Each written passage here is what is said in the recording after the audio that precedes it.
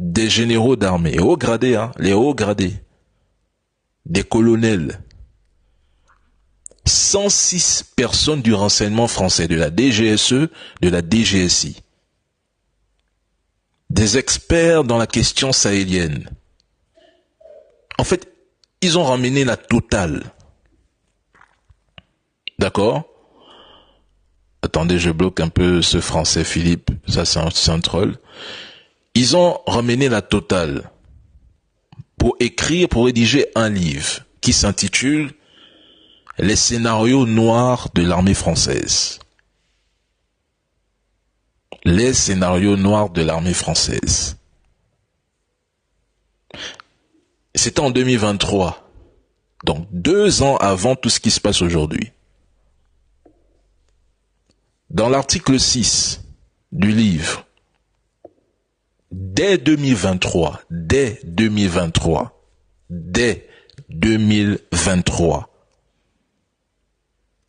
ils annonçaient la chute de Bamako pour décembre 2025.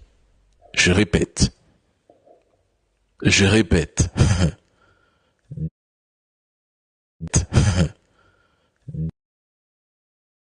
Ils annonçaient la chute de Bamako pour décembre 2025. Je répète pour une dernière fois, hein, parce que je vais bientôt couper le live. Dès 2023, ils annonçaient la chute de Bamako pour décembre 2025. Question. Qu'est-ce qui s'est passé entre octobre et décembre 2025 à Bamako? Mettez-moi les réponses en commentaire. Hein. Vu que le livre est rédigé en 2023, publié en 2024. 2023, il vous annonce, en 2023, il vous annonce que Bamako sera attaqué par les terreaux. C'est eux qui le disent dans le livre, c'est pas Dani. Que Assimi Goïta sera capturé. C'est eux qui le disent, c'est pas Dani. C'est dans le livre. Allez lire. Parce que moi, je vais pas vous lire ce livre. Faites vos recherches. Dans le même livre, ils disent que les terreaux vont encercler Bamako et le Mali. C'est pas moi qui le dis, c'est dans le livre. Ils sont en 2023. 2025, cette communication se met en place. Dès septembre 2025. Ce qu'ils ont annoncé en 2023, cette communication s'est mise en place dès septembre, octobre 2025. Question. C'est toujours de la science-fiction? Je vous pose maintenant une question. Hein. Est-ce que c'est toujours de la science-fiction? Parce que pire, ils disent dans le livre, une fois Bamako tombe, le Burkina tombe. Moi, je vous pose une question, hein, c'est 2023 que ce livre a été rédigé. Est-ce que c'est toujours de la science-fiction? Parce qu'il y a trop d'émotifs sur la toile. Les émotifs ne comprennent parfois rien. Tellement ils aiment leur pays, ils sont nationalistes, qu'ils n'arrivent pas à imaginer un chaos. 106 personnes qui travaillent pour le renseignement français se réunissent pour rédiger un livre. C'est toujours de la science-fiction? Des généraux d'armée se réunissent pour écrire des scénarios de déstabilisation. Pour vous, c'est toujours de la science-fiction? Des membres du gouvernement qui ne veulent pas que leur nom soit cité dans ce livre. Pour vous, c'est toujours de la science-fiction? C'est une question que moi je pose. Hein. Après moi je coupe le live. Donc vous croyez que on mobilise jusqu'à 400 personnes qui ont des postes stratégiques au sein d'un gouvernement pour venir parler d'une science-fiction? Vous êtes sûr? Vous êtes sûr que c'est une science-fiction? La chute de Bamako qu'on annonçait là depuis octobre-novembre à RFI, France 24, France 22, France 2, Jeune Afrique. Cette fameuse chute où le Bamako est asphyxié. 2 ans avant, ils l'ont dit, ils l'ont prédit, ils l'ont écrit, ils l'ont annoncé. Pour vous, c'est toujours une science-fiction? Vous êtes sûr? Si vous me dites oui, moi, à partir d'aujourd'hui, honnêtement, moi, je ne parlerai plus, hein. D'ailleurs, même, concernant le Sénégal, moi, il dit, je ne parle plus du Sénégal. C'était bon. Moi, je suis quelqu'un, j'ai pas deux voix. C'est une voix. Quand je donne mon information, et je constate que les gens sont têtus, je m'éloigne définitivement du pays. Je l'ai fait avec le Gabon. Le Gabon, dès qu'on m'a insulté, j'ai dit, je ne parlerai plus. Aujourd'hui, on est à près d'un an, je ne parle plus jamais du Gabon. Moi, le Sénégal, je n'en parle plus. Terminé. Si ça se réalise, ils ont leurs influenceurs qui en parleront. Moi, Dany, je n'en parlerai plus. Je me concentre sur d'autres pays qui acceptent encore et encore une conscience collective. Moi, je vous pose une question. Vous croyez que ça, c'est de la science-fiction? Et des livres, hein, il y en a. Hein. Il y en a qui écrivent votre chute. Il y en a qui parlent de la chute de l'Afrique tous les jours. Ça n'intéresse personne. Mais c'est pas ce qu'on a fait à l'Africain, honnêtement. Et celui qui relaie l'information, c'est lui que vous attaquez. Mon Dieu. Comme disait un aîné, Akstafolai. Vous attaquez celui qui relaie l'information, alors au lieu d'aller attaquer ceux qui écrivent et pensent des scénarios pour vous déstabiliser. C'est du jamais vu. C'est incroyable. C'est même de la folie. Mais sérieusement, c'est de la folie.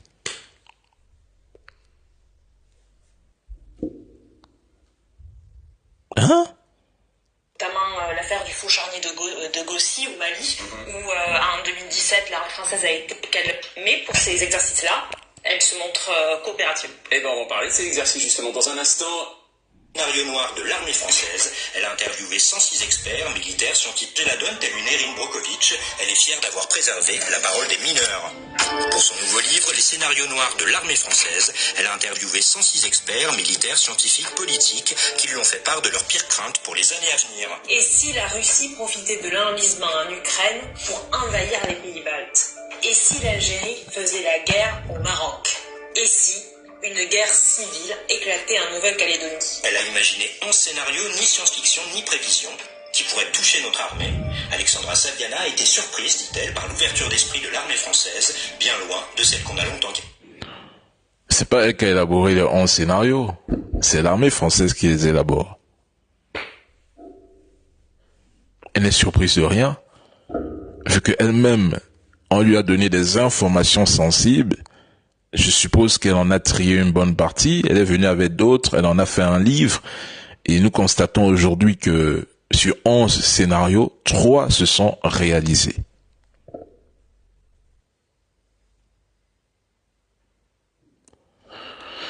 Ah mais là, Dany est précisément jusqu'au aucune réponse. J'ai pas vu son message, j'ai pas vu son mail. Est-ce qu'il a écrit au bon mail délivrance? J'ai pas vu. J'ai pas lu. C'est quoi son mail? Comme ça, je vais aller regarder ça tout de suite et je vais voir le message. Bref, chers Africains, je vais publier la vidéo intégrale parce que elle dure 50 minutes. Moi, j'ai pas 50 minutes ici à faire. J'ai pas ce temps. Sa vidéo, là, ça dure 50 minutes. Je vais la publier sur Facebook, sur mon compte Facebook. Vous allez aller la regarder, vous en faites ce que vous voulez. Si vous voulez même vous télécharger le livre, ça vous regarde. Si vous voulez pas télécharger, c'est toujours votre problème là-bas. Ce qui est certain, dans ce livre, elle annonce qu'il y aura des attentats au Sénégal. Je sais pas sur quoi ils se sont basés, ces militaires, mais bon, ils disent que ce livre, c'est ce qui pourrait se passer. Donc, dans leur imagination, dans leur projet de vie, entre parenthèses, ils annoncent que 76 personnes de 220 blessés seront, il y aura 76 personnes de 220 blessés au Sénégal. Sur quoi ils se basent? Écoutez, si vous voulez avoir des réponses, appelez Alexandra Saviana ou allez au Quai d'Orsay, parce que c'est eux qui ont rédigé ce livre. Moi, Dany, je ne fais que relayer l'information afin d'éclairer la lanterne de plus d'un. Alors, s'il y a des personnes qui sont toujours dubitatifs, je vous exhorte à prendre l'avion, aller au Quai d'Orsay, avec ce livre en main, ou la photo du livre en main, et vous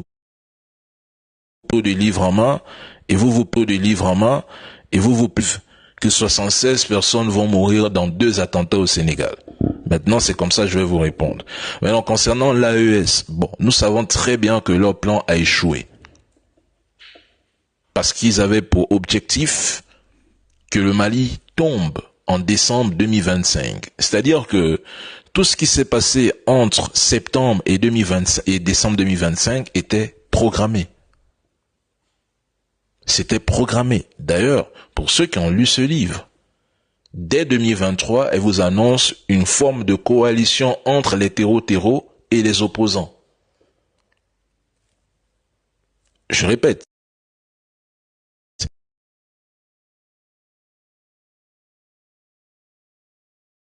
Contact, ils reculent, allez vous occuper de l'Ukraine.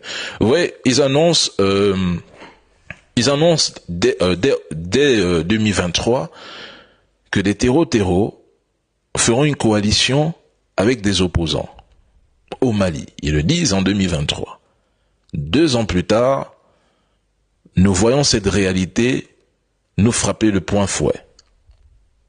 Donc, la question que moi je pose, c'est que, est-ce que selon vous, nous nous retrouvons toujours dans une science-fiction, dans un livre qui nous raconte que, en fait, est-ce que pour vous c'est toujours, je sais pas, des délires, du fantasme, de l'illusion, des scénarios qu'il faudrait piétiner.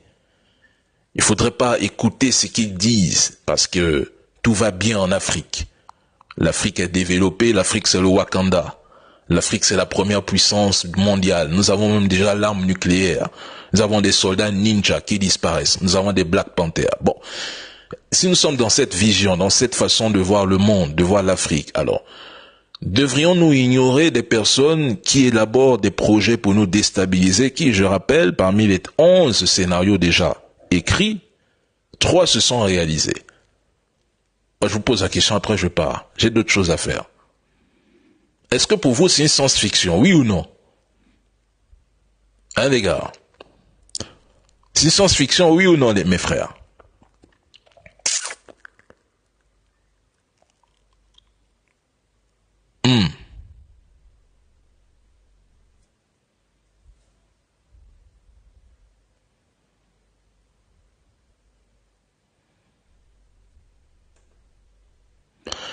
Un Gabonais me dit,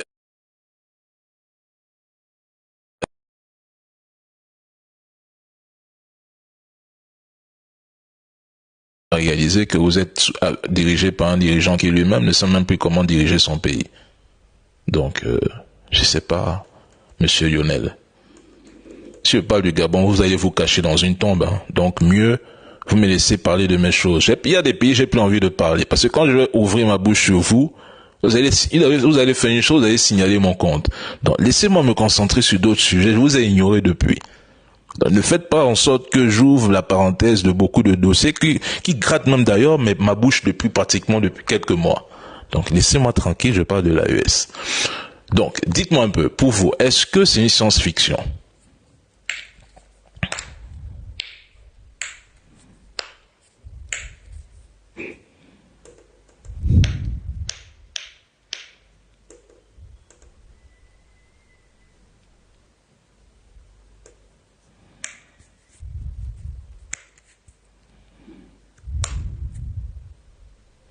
Oui, ceux qui m'attaquent, ils me suivent, hein, ils sont abonnés, ils me follow. C'est à la limite de la folie.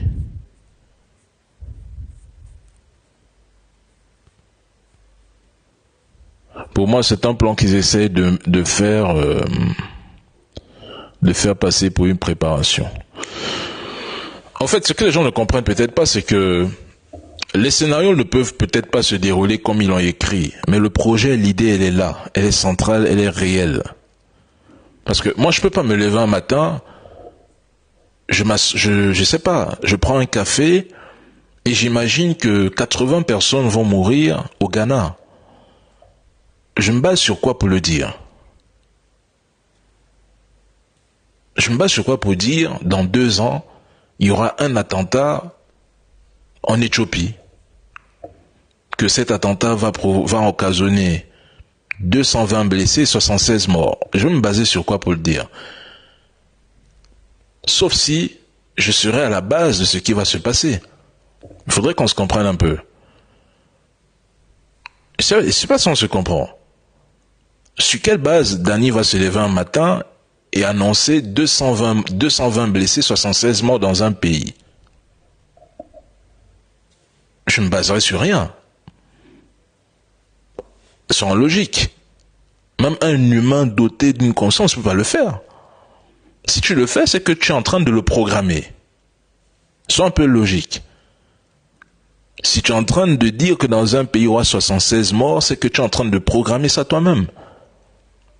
Il n'y a personne au monde qui peut imaginer un tel scénario. Sauf si tu es dans le couloir de la programmation, dans le couloir obscur des programmations, dans le couloir obscur des projets de déstabilisation.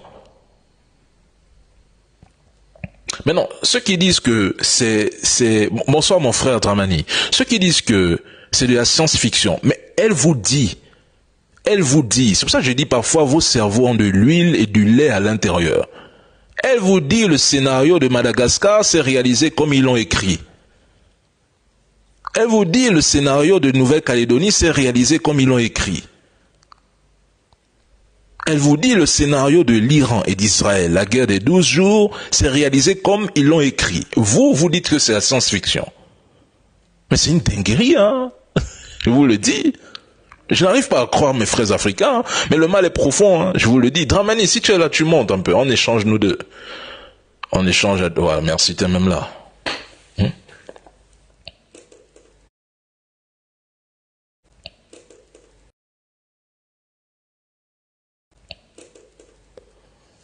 C'est une dinguerie. Attends, je te mets aussi en grand. Comment on va? Mais c'est une dinguerie, hein, frangin. L'Afrique a trop de problèmes, hein, frérot. Franchement, l'Afrique a trop de problèmes. Comment tu vas, mon frère? Ça va ou quoi? Non, je suis là, frère. Je suis là, je suis tranquille. Je suis tranquille. Là, il manque que toi, là. Là, il manque que toi, là. Moi, j'attends déjà ta prochaine arrivée. On va aller danser. Ah bon? Ça arrive, frère. Mais j'ai déjà dit à Boumabel, j'ai dit, Dany, il arrive. Boumabel, il est avec moi. Je lui ai dit, Dany, il arrive. Et franchement, Dany, franchement, merci pour tout. Ouais. Franchement, merci. Tu es venu ici. Toi-même, tu as constaté la réalité. Et la communication, elle a été très forte. La mobilisation pour le sommet. Et toi-même, tu as vu le sommet. Personne t'a raconté. Tu l'as vécu. On l'a vécu en direct. Des propres yeux, frère. L'hiver noir. L'hiver noir.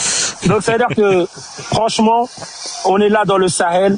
Bamako va tomber. Bamako, on sort, on rentre quand on veut à chaque minute. Il n'y a personne qui nous empêche, on circule. Les FAMA sont là et assurent la sécurité des enfants de la Confédération des États du Sahel. Et exact. Comme tu as dit aujourd'hui, l'hiver noir est là. Toi-même, tu fais les analyses, il est déjà là. Donc, tous ceux qui ont compris les paroles du capitaine Ibrahim Traoré savent déjà de quoi il parle. C'est juste que c'est pour essayer d'éveiller la conscience de certains Africains qui sont encore tordus, qui ne comprennent pas le but, c'est que nous-mêmes, on se dit entre nous. Donc c'est tout ce qu'ils cherchent. Aujourd'hui, même les Américains ne peuvent pas engager, je dis la vérité, des troupes pour faire tomber le Sahel. C'est impossible pour eux. Impossible. Ils n'ont pas la maîtrise du terrain. Ils n'ont pas réussi en Afghanistan. C'est pas dans le Sahel qu'ils peuvent le faire. Mais utiliser des Noirs et des Africains pour se combattre, pour verser le sang entre eux, c'est ce qu'ils savent faire. Et malheureusement, il y en a qui ont encore le mental tellement touché qu'ils n'arrivent pas à comprendre les enjeux actuellement dans ce monde sur le plan géopolitique et géostratégique, le basculement du monde. Donc Dany, de toute façon, cette lutte-là, on est obligé de la mener. Nous, la jeunesse, c'est notre combat. Tout le monde est associé à ce combat-là. Tous ceux qui ont l'esprit, en tout cas, de la Confédération des États du Sahel, sont considérés comme des enfants de la Confédération des États du Sahel et sont traités comme des enfants de la Confédération des États du Sahel et doivent apporter leur pierre à ce combat-là, sans négociation. Donc, c'est-à-dire qu'en tout cas, moi, je t'encourage dans tout ce que tu fais. Dany, tu es une très belle rencontre. Franchement, moi, je t'ai connu dans ce combat-là. Et franchement, j'ai appris à connaître un frère, plus qu'un frère. Et c'est la réalité aujourd'hui. La relation qu'on a développée, toi et moi, dans l'intimité et ensemble. Et franchement, je remercie le bon Dieu de t'avoir mis sur mon chemin et de profiter avec toi sur ce combat-là, mener cette lutte-là ensemble. Parce qu'on sait qu'un jour dans l'histoire, ce sera écrit que de dignes enfants africains se sont levés et se sont battus pour leur dignité et pour que l'Afrique puisse au moins maintenant profiter de ses richesses, l'Afrique puisse au moins maintenant sortir de cette misère, l'Afrique puisse au moins prendre ses décisions de elle-même et l'Afrique puisse montrer au monde entier que nous ne sommes pas un peuple lâche, que nous avons une histoire et que personne peut nous faire reculer sur les décisions qu'on a prises. Et la Confédération des États du Sahel, sur la démarche qu'elle a prise, elle est irréversible. Tant qu'il restera un Sahélien ou bien une personne qui a l'esprit de la Confédération fera ce combat jusqu'à bon port. Et Dani, comme j'ai dit, la communication, c'est 90% de la guerre. Et aujourd'hui, ton apport, peut-être que toi-même tu maîtrises, tu peux pas te dire à quel point tu fais du bien à ce combat-là en analysant, en montrant, en lisant entre les lignes et en donnant une bonne compréhension encore à ceux qui ont encore l'esprit colonisé. Mais moi, je sais qu'avec le temps, tout le monde va se retrouver devant. Mais ceux qui ont été en avant-garde, ils seront encore plus reconnus par les populations. Ceux qui ont mené le combat quand c'était difficile, ceux qui ont mené le combat quand c'était dur, ceux qui ont mené le combat quand c'était rude, eux, ils auront plus de reconnaissance. Voilà, les peuples seront plus reconnaissants envers ce peuple-là que ceux qui sont arrivés après. Donc voilà, il y a même le grand Boumabel Diawara, il est là. Voilà. Oh, passe-moi, pas seulement Attends 2 secondes, je vais te le passer et je vais retirer mes écouteurs. Attends, tiens. Amenez. Attends, je retire mes écouteurs. Voilà. Allô? Boubou, comment vas-tu? Dani? La légende vivante, le chevalier du zodiaque. L'Excalibur. Ça, c'est notre jeune frère, notre référence. Ah, ouais. Toute l'Afrique te dit merci. Toute l'Afrique te dit merci, mon frère.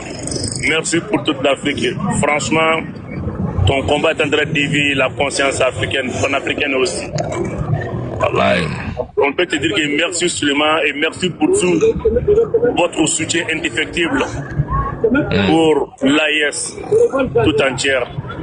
Et vraiment, je ne saurais quand même te remercier. Non, mais on va se remercier quand on va se revoir encore là. C'est bien pour bientôt. Inch'Allah. On va se revoir. Mais cette fois, il faut qu'on continue il faut qu'on aille au Burkina pour aller saluer le tout nouveau président de l'AIS. Bien sûr. Voilà. On va y aller. Ouais. Merci, beaucoup. Ouais. Merci beaucoup. Comme j'ai pris les ablutions, je vais prier. Oh, ok, vas-y alors. Merci. Ouais, Dani. Donc, on a un plaisir d'être passé sur le live. Okay. On va aussi se préparer pour aller regarder le match du Mali. C'est à quelle heure le match? C'est à 20h ici. À minuit de chez moi, ok. Moi-même, je vais aller regarder ça. Ok. La famille, à tous les gens dans les commentaires, à tout le monde, on est ensemble, ça bouge pas, la lutte continue. Merci.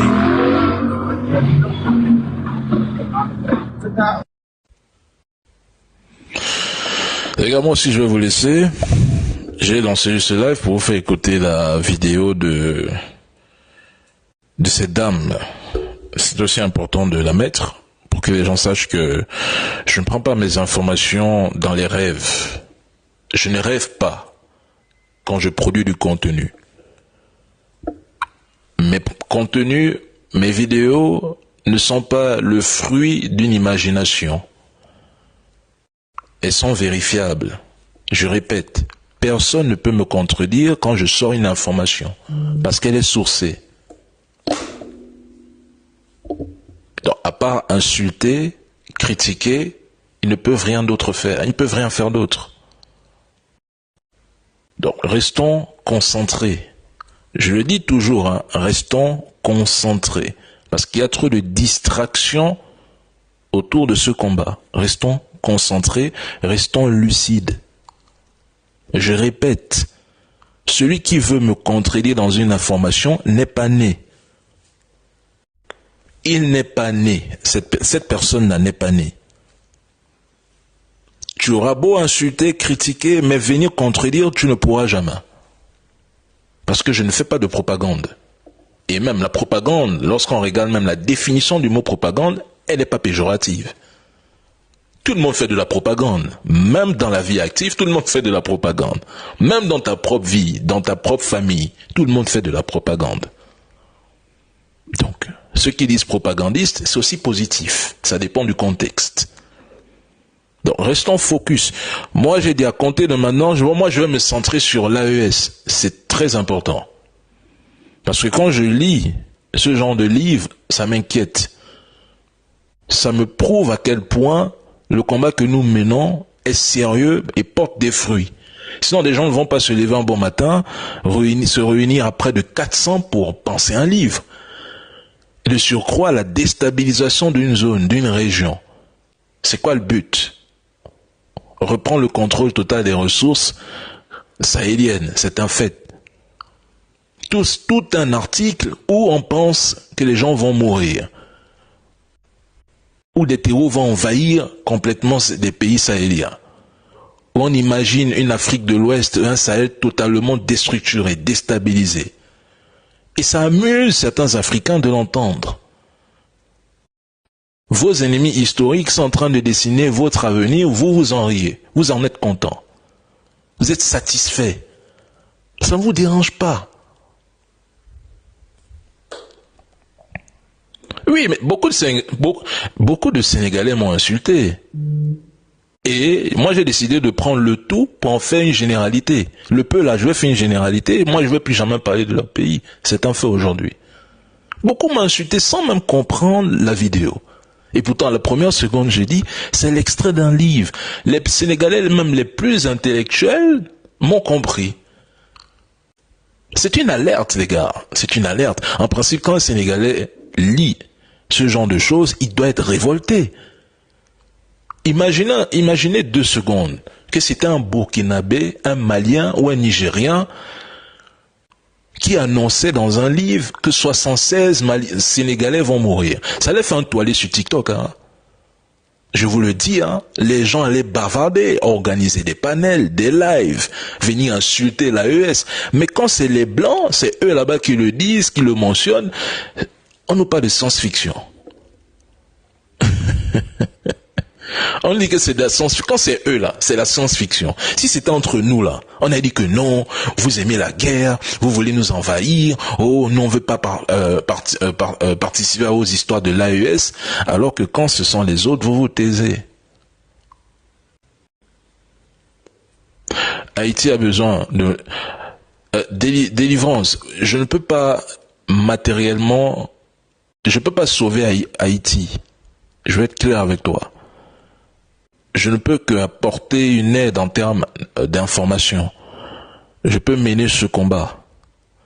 Mais Haïti se libérera grâce à ses fils et ses filles. Le Mali aujourd'hui s'est libéré grâce à ses enfants. Assimi Goïta est le fruit de cette nation. Assimi Goïta n'est pas russe. C'est pas un Chinois, c'est un Malien.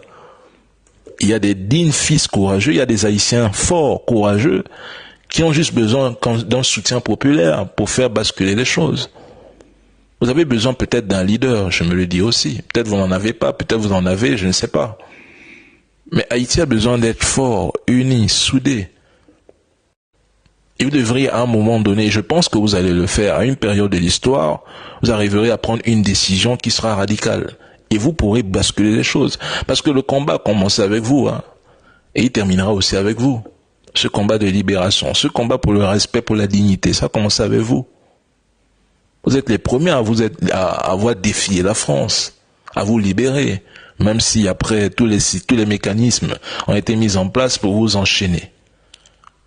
Mais vous êtes les premiers. Et on vous doit ce que nous menons aujourd'hui. Oui, j'ai reçu ton Gmail. Je pense que c'est pas celui qui écrit. J'ai reçu le Gmail maintenant. Attends. Non, c'est pas toi. Dans Haïti, moi je vous en pensais. Mais le problème c'est que parfois je suis déconnecté des informations. Donc, parfois si je ne parle pas d'une chose, écrivez-moi sur Messenger, Facebook.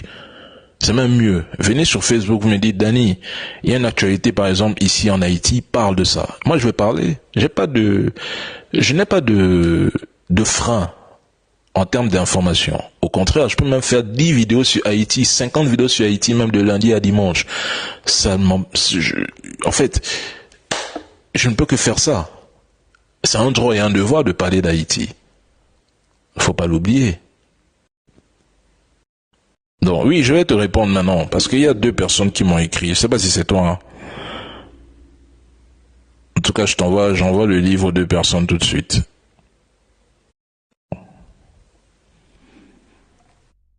Donc, les gars, merci d'avoir participé à ce cours live. Moi, je fais pas trop les lives de 1 heure, 2 heures de temps. Je voulais juste venir vous partager ce court extrait de cette vidéo. Chacun maintenant sait très bien que ce livre est réel, qu'il s'agit de près de 300 personnes qui ont participé à l'élaboration de ces scénarios. Chacun maintenant fera de cette information ce qu'il veut. Ceux qui veulent y croire, ils y croiront. Ceux qui ne veulent pas y croire, tant mieux. D'ailleurs, moi, je tourne la page de ce livre, je retourne dans mes sujets habituels, qu'est l'AES, la Russie, etc. Ce cas-là, je ne suis plus dedans.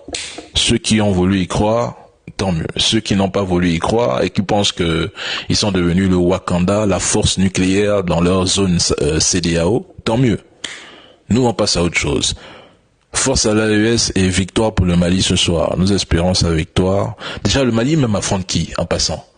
C'est les Comores, non? C'est Mali-Comores. Dites-moi un peu, est-ce que c'est le Mali contre les Comores? Si c'est ça, c'est pas un match, ça. Le Mali va taper les Comores. Oui. Mais les Comores, d'abord, ils jouent même quel football, même d'abord? Aïe. Attendez, les Comoriens là, ils ont combien de points depuis qu'ils jouent là? C'est vrai que moi je m'intéresse pas trop au foot, hein, mais faut que j'ai un peu regarder ça, parce que les Comoriens, eux, ils jouent à quoi? Moi je sais que les Comoriens c'est des artistes, c'est des chanteurs, c'est des rappeurs. Bon, ils ont aussi d'autres atouts, mais football, les Comoriens sont pas dedans. Ils sont un peu comme les Gabonais, non? Les Gabonais, première équipe à sortir. Quelle honte. Il y a des pays, en fait, on devrait même les suspendre de la CAF, hein. Des pays comme le Gabon. Ça fait 30 ans qu'ils n'ont jamais traversé les quarts de finale, mais à un moment donné. Ils sont bons seulement à crâner. Mais quand il faut jouer au ballon, ils jouent pas. Ils draguent les petites filles avec les cheveux de... Et tu diras quoi du Congo? Mais c'est les mêmes gens. Bon, le Congo, c'est d'abord quel Congo même qui est disqualifié? RDC, je ne pense pas. RDC, ils ont une très bonne équipe. Je pense que tu parles du Congo-Brazza, non?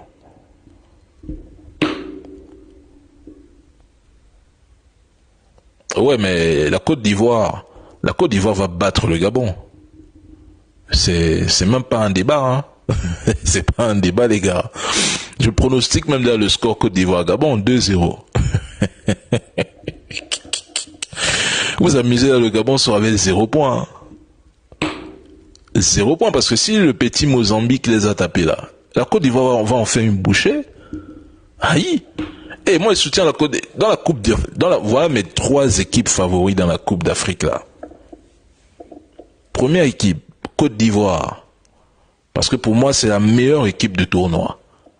J'ai vu leur jeu hier, j'ai dit non, ça c'est une équipe. Laissons un peu les histoires de politique de côté là. Restons un peu dans le foot. La Côte d'Ivoire a une équipe parfaite, excellente. Même s'il y a des choses à travailler, il y a une bonne équipe. La deuxième, le Cameroun aussi peut surprendre. Attention. Le Cameroun que les gens minimisent, j'ai vu le match hier, ce Cameroun peut surprendre. Plus d'un. Et troisième équipe favori, le Maroc pour moi n'est même plus favori. Le Maroc n'est plus un pays favori pour moi. Quel peut être le troisième pays favori de cette CAN?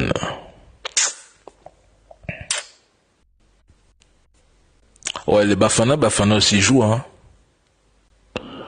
Le Sénégal, c'est vrai que j'ai pas vu le match du Sénégal. Le Sénégal a combien de points? Nigeria.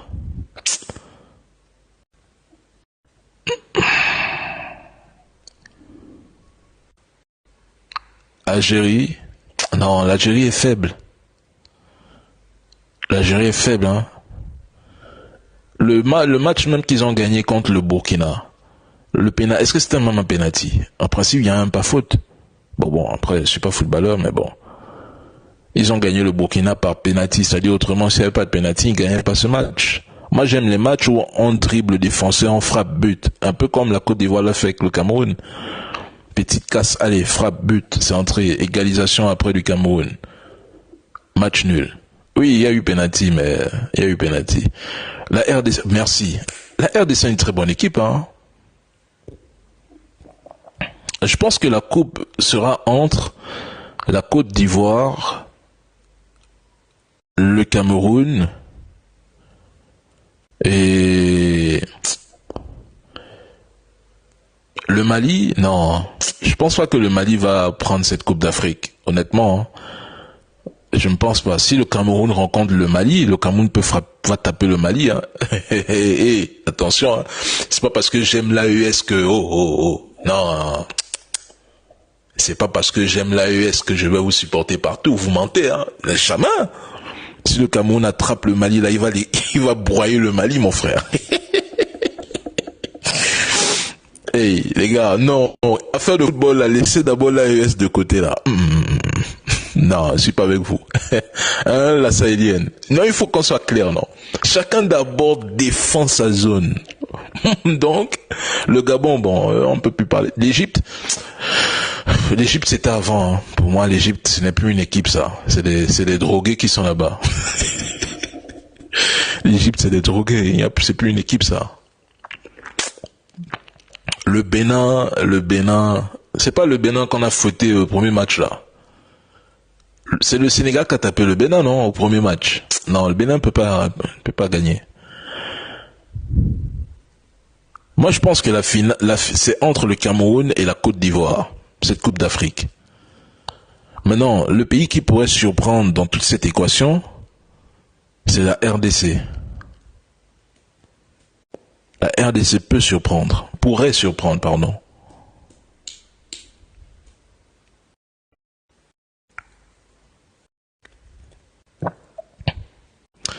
Bon, ce soir, donc c'est-à-dire ce soir, si le Mali gagne le match, le Mali est qualifié. C'est ça, si je comprends bien. C'est le quantième match du Mali, le deuxième ou le troisième? Le Mali a combien de points? Le Sénégal n'ira nulle part. Le troisième match. Et le Mali a 3 points? Ah oui? Ah, 2 points. Voilà. 2 points. Donc ça veut dire que s'ils gagnent ce match, ils ont 5 points. Non, ils vont fouetter le Comore. Je vais suivre ce match. C'est à quelle heure? On a dit 20h. Donc dans 1h... Dans 1h18 minutes. Je voulais même produire encore une vidéo là, mais je sais pas si je vais faire la vidéo comme le match c'est dans 1 heure. 21h heure française. Oui. Dans 20 minutes. C'est dans 20 minutes. Attends, le match c'est dans à quelle heure? C'est dans combien de minutes le match? Attendez, vous m'embrouillez déjà là. Oh. Comment vous m'embrouillez comme ça là? Mali, Comores, match, heure. Oui. Alors, qu'est-ce qu'ils disent?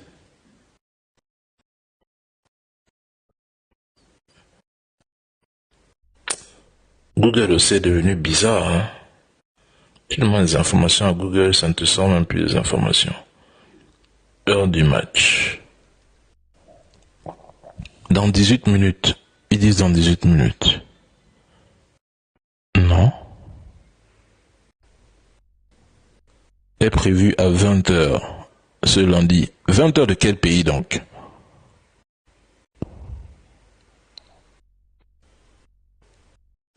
Le coup d'envoi du match entre les Comores et le Mali, c'est à 20h. 20h de quel pays donc? De France. Il est quelle heure en France? Est-ce qu'il y a des gens qui sont en France ici? Il est quelle heure chez vous? Je suis en train de ChatGPT. Attends, je demande un peu à ChatGPT. Est-ce qu'il y a même j'ai même pas l'application, j'ai même pas ChatGPT dans mon téléphone ici. Il est 19h43 en France. Ah donc c'est dans 12 minutes là. Dans 17 minutes.